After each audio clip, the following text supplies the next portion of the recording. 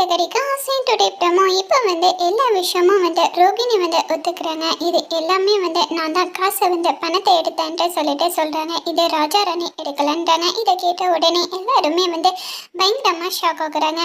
இப்போ கோவப்பட்டு என்னடி இவ்வளோ பெரிய தப்பு செஞ்சுட்டு என் பையன் மேலே பழி போட்டு இருக்கியான்ட்டு சொல்லிட்டு பயங்கரமாக கோவத்தோட கண்ணத்து மேலே விஜயா அடிக்கிறாங்க. இதை கேட்ட உடனே இப்போ இருந்துட்டு ஆமாம் இந்த பணத்தை மனோஜ் திருடல, நான் தான் திருடி இருக்கேன்ட்டு சொல்லிட்டு சொல்கிறாங்க.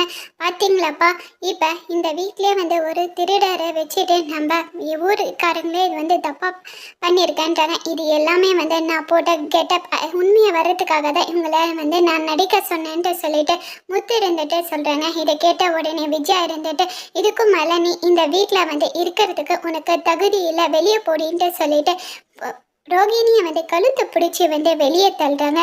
அதோட இந்த பிரமோ முடிச்சிருக்காங்க.